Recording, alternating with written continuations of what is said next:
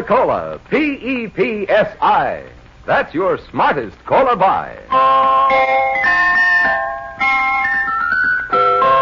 Pepsi-Cola presents Counterspy.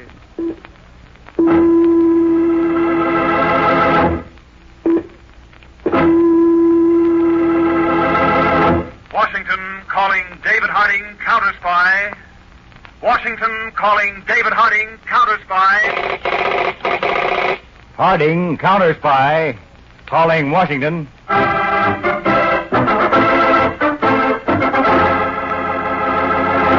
United States Counterspy.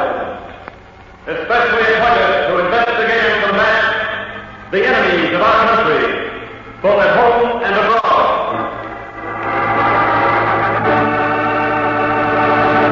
Tonight, the case of the Mile High Murders.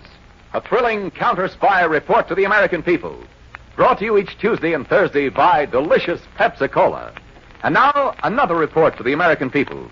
In your family's interest, listen to these findings, recently released by the United States Testing Company, Incorporated. After thorough and impartial tests, Pepsi-Cola proved of highest purity. Pepsi-Cola has more quick food energy and value, ounce for ounce, than any other leading nationally known cola. Yes, tested, compared against all other leading nationally known cola drinks, Pepsi-Cola won out. You get the best and twice as much in delicious Pepsi-Cola. And now to Counterspy.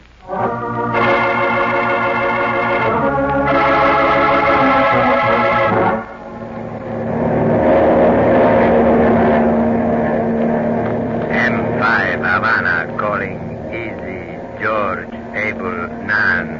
M5 Havana calling Easy George Abel Nan. This is Easy George Abel Man. Come in, M5. Come in. Important emergency instructions. Repeat, emergency. I'm sending boat out to rendezvous point 17, William Richard, which you will pass over in a few minutes. At point 17, William Richard, you will bail out of plane. M5. What about the merchandise? Disregard merchandise. Now, look, M5, I can't do a thing like that. After all, the cargo. Cargo must be sacrificed to preserve safety of all concerned. But maybe we can work it out another way. I don't want to have anything to do with... This is in order. And final.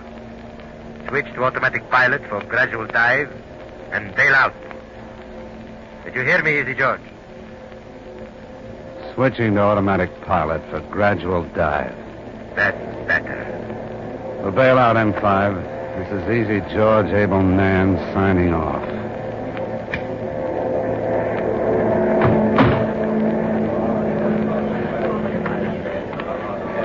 Quiet down.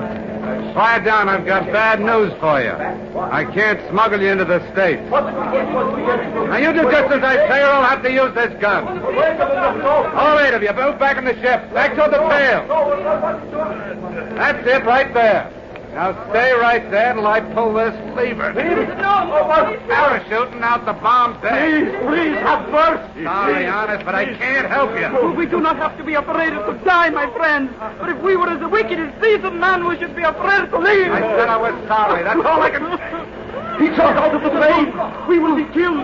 We will all die. We must pray, please, pray. Ave Maria, gratia plena. Dominia tecum, benedictus tuum.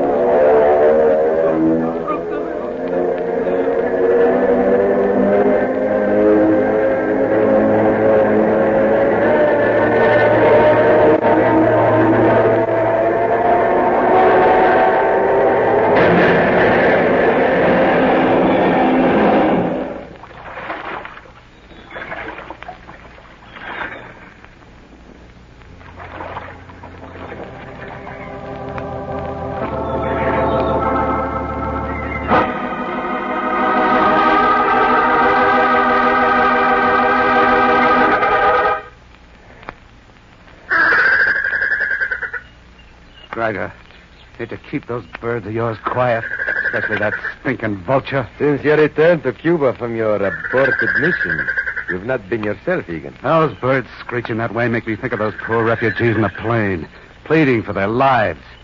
Rosa. See you, Senorita. Give me another drink. Si, senor. And hurry up, you fat sow. Egan is anxious to drown his conscience in my best wine. It's easy for you to talk, Gregor, sitting here in your patio and listening to your crazy birds. You didn't have to dump 8 helpless people into the ocean.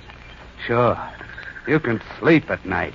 Here is your drink, senorita. Thanks, Rosa. Egan, in our business, sometimes drastic steps are necessary for self-preservation. Talk is cheap. You didn't see their faces. Perhaps, but I see the logic in disposing of them. If you had landed at the field in Florida with that shipment of aliens, you would have been picked up by the police. Would you have preferred that? Of course you would. All right. But how did the police know about the trip? Someone dropped the hint to them. Tell him, Ross. At El Montero Cafe, I was told the flight was spotted. Was anything said about me, Rosa? No, senor. By the way, Egan, Yes. Rosa also heard something else at the Montero Cafe. Something about you. Rosa. I heard, Senor Egan, that when you had delivered some of Senor Gregor's clients safely to the United States, you took money from them. Blackmail money. That's a rotten lie. Of course, it's only a rumor. I don't care what it is. It's still a lie. It had better be, Egan. For your sake. You can't frighten me, Gregor, because I've got nothing to hide. I've always been on the up and up with you. Very well, Egan. Now let's get back to business. We will continue our weekly passenger run from Cuba to Florida. How can we? The cops are onto us. We will no longer use a large plane. Temporarily, we will reduce our activities by using the small 5-passenger plane. And from now on, you will not land at our isolated field in Florida. Instead, we will avail ourselves of desolate stretches of beach along the coast. Nothing's going to stand in the way of your making a fortune. Not even my neck, huh, Gregor? Nothing, Egan. And least of all, your neck.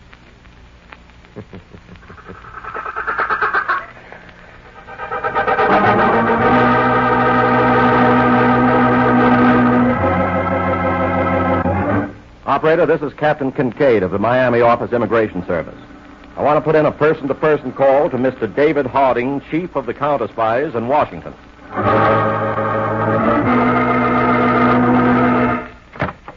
Hello, Captain Kincaid. This is Harding. Oh, Mr. Harding, on that matter we discussed last week when I was in Washington, an emergency has arisen. We'd appreciate having counter-spy cooperation in this case now. Anything at all, Captain. Can you assign one of your Miami agents? Better than that, Captain. I'm going to give this case my personal supervision. My assistant, Harry Peters, and I will leave immediately for Miami by jet plane.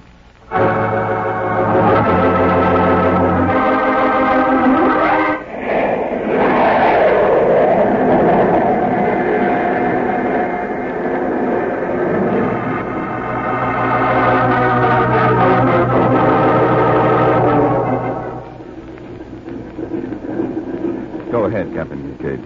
Well, Mr. Harding, this is the obsolete light army bomber I had flown over here to the Miami City airport to illustrate my theory. Peters and I are very anxious to hear it. Please continue. Now, this is the way I reconstruct the story. A surplus army bomber, identical with this one, left from an improvised runway outside Havana, Cuba last Friday with 8 aliens aboard. That we're fairly sure of through a contact in Havana.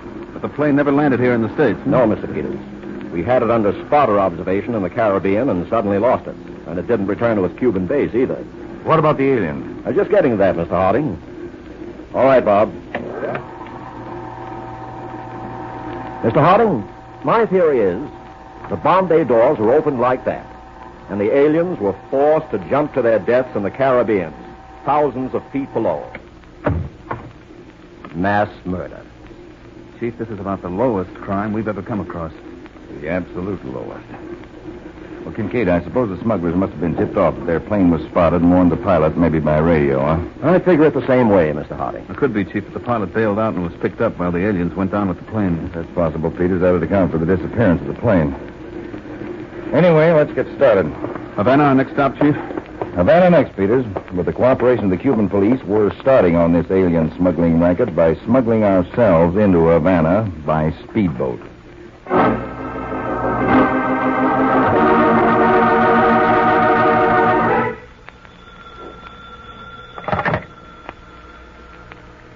Yes? Senor Gregor, I'm coming to your house. I have something very interesting for you. What is it, Rosa? A letter, senor, from people in the United States to people here in Havana. What I told you about Senor Egan is no longer a rumor.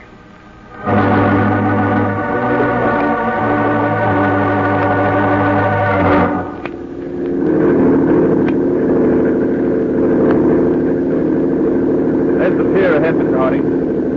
Use this glass. Oh, thank you, Peter. And it looks isolated enough for our purposes. Good idea, Dave, taking the speedboat instead of a plane. The smugglers probably have their eyes on every airfield in Cuba. Yes, there's no doubt about that, Peter. They have a terrific investment to protect. We know there are thousands of aliens in Cuba, poor devils waiting for the chance to get into the United States.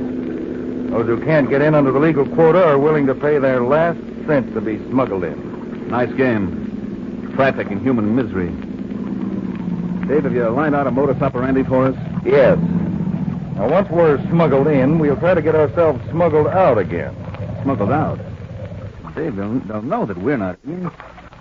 They'll never catch on to you, Peter. Uh-oh.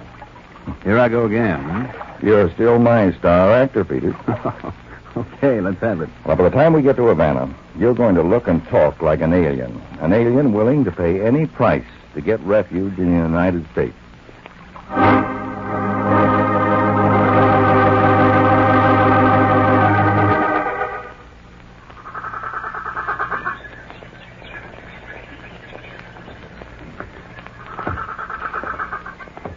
Good afternoon, Senor Gregor. The letter, Rosa. See, the letter. You're anxious to see it, no? Where is it? Senor Gregor, you are a man of business. Rosa is a woman of business. She is not beautiful. She is not young and thin. So there is nothing left in life for poor Rosa. But money. Rosa, you've always reminded me of my pet vulture here. The most disgusting of creatures. You pay me a compliment, Senor Gregor. She is a cunning bird also, eh, Senor? All right. How much for the letter? $200. The longer I know you, the more repulsive you become. And the more valuable, Senor. $200, please. Here. Muchas gracias. Here it is. Yeah. The pilot made us give him our last dollars when we landed in the United States. We had to do it because if we didn't, he said he would report us to the American government. You are being cheated, Senor Gregor. You stupid sow. You think only the money worries me? Letters like this cause trouble. Talk it around. Egan has put my entire business in grave danger. My knife, Senor. For $100, I could use it well. I don't need you for this. Do not worry, Rosa. When the time comes, I will put an end to Egan personally. You see this dish of raw meat? Come with me over to the pool and you will understand quite clearly. The pool? My fish pond. But you do not feed fish beef like this. Rosa, my fish, you do feed beef like this. Those creatures you see swimming in my pond are piranha fish, a very unusual species from Brazil. Watch what happens when I throw the beef into the water. Now watch. Like wolves, they make attack. They say, Rosa, that a small school of piranha fish can strip a human body of flesh in 4 minutes. An amusing thought, eh, Rosa? Very amusing. Observe. The fish seem to be still hungry. See them skimming the surface? Perhaps they should have bigger bait. Huh? What do you think, Rosa? Huh?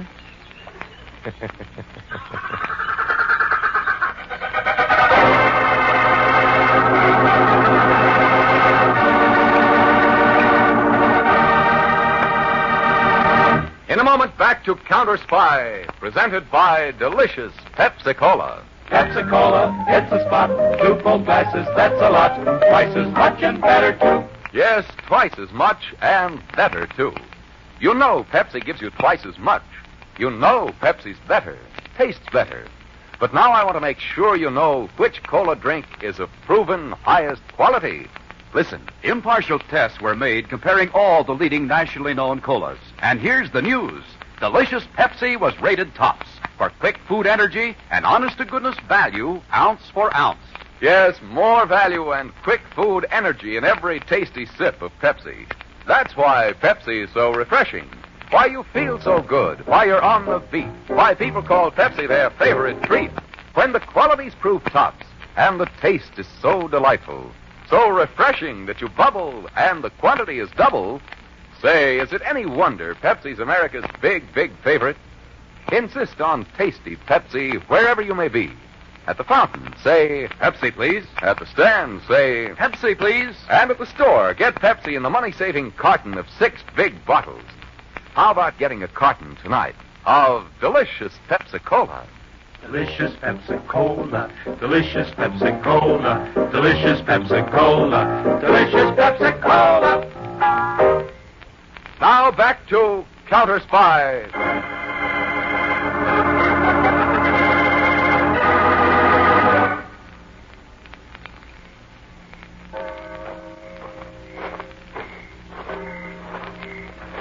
I beg your pardon, sir. Yes? Please, a light for my pipe. What? Oh, certainly. Here you are.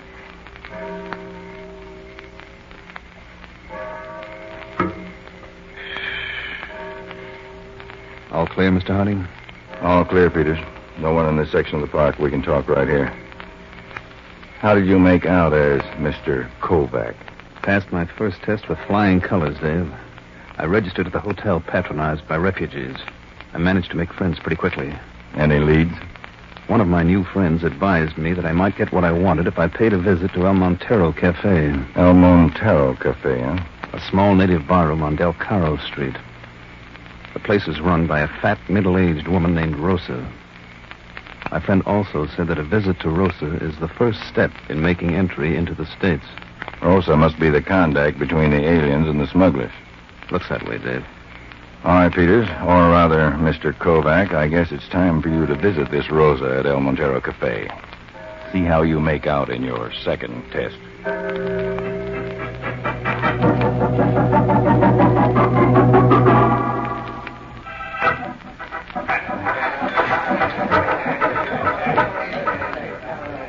And what do you want with me, Senor Kovac? I have come to you for help, Rosa. Help? I wish passage to the United States. To get to the United States, Senor Kovac, one has only to obtain passage on plane or boat. Why come to me? I was told by friends that you could advise me of the steps necessary to get into the United States without detection by the authorities. Senor, such a means of entry is dangerous, illegal, and they say expensive.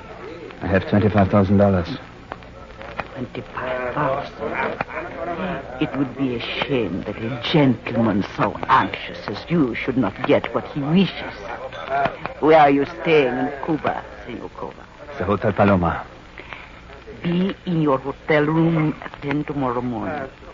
An American named Egan will call on you and explain the arrangement. Oh, thank you, Rosa. Thank you. You have no idea how much this means to me.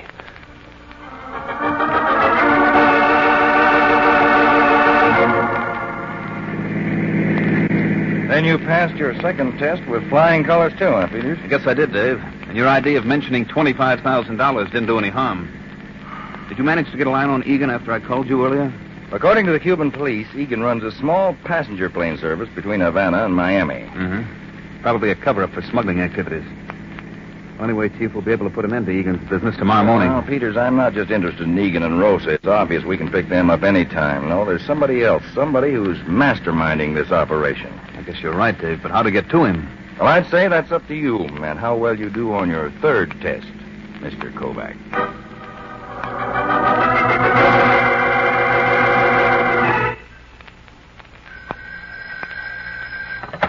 Yes?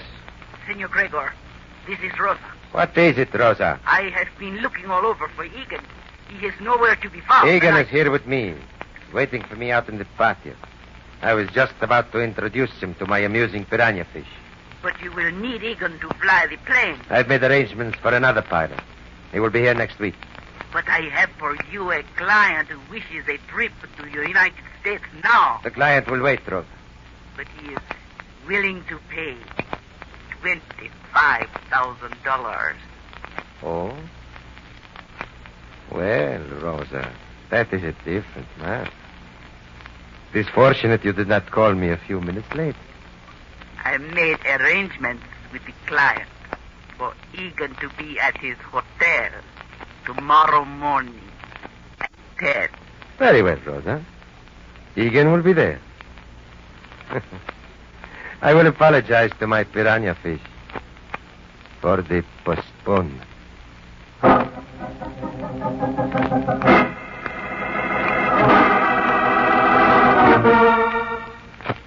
There will be no postponements, Mr. Egan. Don't you worry about that, Kovac. You show up tonight in the back room at El Montero Cafe with the $25,000. And by this time tomorrow, you'll be safe and snug in the USA. United States of America. I can hardly wait. Mr. Egan, I'm so grateful to you for... excuse me, please. Hello? Senor Kovac, this is Rosa. Is Senor Egan there? Oh, yes, he is. Senor Egan, it is Rosa. She wishes to speak with you. Okay, thanks. Yeah, Rosa? There is trouble. Do not betray yourself with words or looks. Sure, Rosa. Go ahead. A friend was just here in El Montero and told me about Senor Kovac. This morning at the hotel, there he saw the man who visited Kovac. The visitor was David Harding of the United States Counterspy. What? Thanks for telling me, Rosa. Thanks very much. You seem troubled, Mr. Egan. Did Rosa have bad news? Not exactly, Kovac. Coming like it did now, in a way it was good news. Then everything will go as we arranged it. Well, there'll be just one change. My arm! The more you're trying to get out of this grip, the more it's going to hurt. I do not understand. Why are you doing this to me? I'll explain just as soon as I get this gun out of your shoulder holster. All right, now. Get back. Up against that wall. What is the meaning of this? You can drop the act. Rosa phoned to tell me about some information she got on your visitor here this morning. Harding of the Counterspy. What do you got to say for yourself now? Just one thing, Egan. If you're smart, you'll drop that gun and give yourself up. You think I'm crazy, Kovac? Just to set you straight, the name is Peters. A Counterspy, too. That's right, Egan. So you want me to give myself over to you, that it? It might go easier on you. If you do get away now, Egan, I'll get you anyway. I'll hound you till I get you. That's where you're wrong, Peters. Your hounding days are over. I'm getting out of here. But you're not.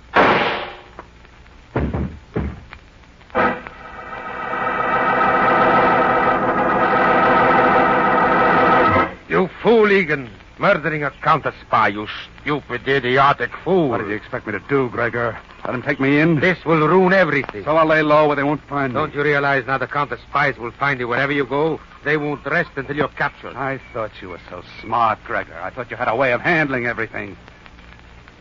Of course. There is a way of handling this. Now that you're here, I have nothing to worry about. What? What's the idea of that gun? The idea, Egan, is self-preservation. If you were ever captured, you would blurt out my part in the smuggling business. No, Gregor. You can trust me. I had intended to rid myself of you last night.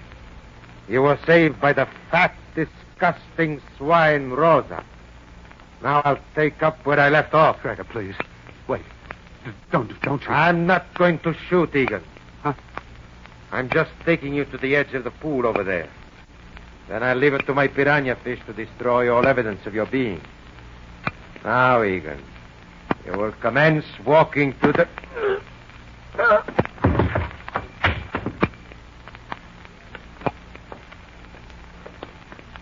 Buonasera, Senor Egan. Rosa, you threw that knife into Gregor. Si. But why? You were on his side. Perhaps you do not understand how a woman feels to be talked to the way Senor Gregor always talked to me. I am not so young, nor am I so beautiful. I am not so fat, so disgusting as he said. I have been waiting for such an opportunity as this to answer Senor Gregor. Hey, he's still alive. See, I meant it so. I aimed my knife so that he should not die so easily, so painless. I'll get his gun and finish him off. Wait! Do not fire that gun. But I have to planned for him the death he planned for you. We will feed him to his cannibal fish, Senor Egan. In the pond? Now look, Rosa, I can't... I have saved your life. You will do as I wish, no? Okay. Guess I owe it to you. You can drag him across the patio by the feet. Yeah. Even a woman such as I has feelings. He should not have talked to me that way. Stop where you are. Huh? Don't move. Keep him covered, Peters. Got him, Mr. Harding. Peters? Senor Kovac, you're alive. Sorry to disappoint you two. Can't be. I fired 2 shots into you. Those were blanks in Peter's gun, Egan. They were in there waiting for you to use them. Senor Egan, it is a trick. That's right, Rosa. It was a member of the Cuban secret police who informed you that I'd visited Kovac's room. We wanted you to tip off Egan so he would lead us to the head smuggler. And here we are, thanks to those blanks. Okay, but the slugs in this gun aren't blank. Drop that gun, Egan. You don't have a chance. I got nothing to lose. We're making a try. Stop, Egan. All right, Peters, let him have it. Oh!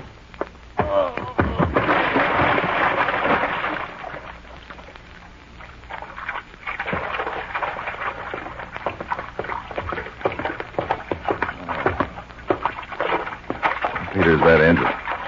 Yes, Chief.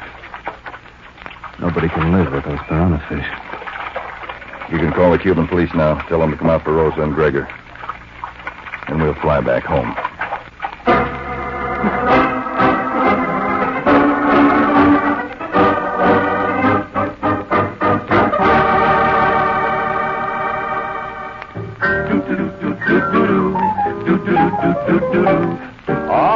Delicious Pepsi-Cola. Bring it on now. Enjoy that bubbling, tangy, tasty treat. Sure hits the spot. At parties, it's a wonderful idea to serve delicious Pepsi. That extra quick food energy gives folks that bounce, that zing. And Pepsi's big 12-ounce bottles go twice as far. You get a carton of 6 bottles, and you serve 12 full-size drinks. So save that money. Get the best, and get twice as much in delicious Pepsi-Cola. Pepsi-Cola, it's the spot. 2 full glasses, that's a lot. Twice as much and better, too. Pepsi-Cola is the drink for you.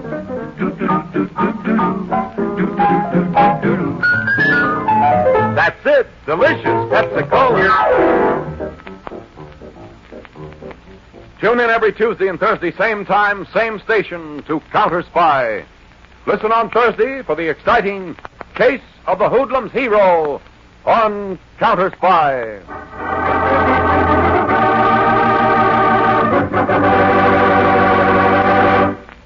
Tonight's Counterspy program originated in New York, was directed by Leonard L. Bass, dramatized by Edward Adamson, and featured Don McLaughlin and Mandel Kramer, with music by Jesse Crawford. This is Jay Jackson speaking. Counterspy is a Phillips H. Lord production for Pepsi-Cola. Enjoy some delicious Pepsi tonight.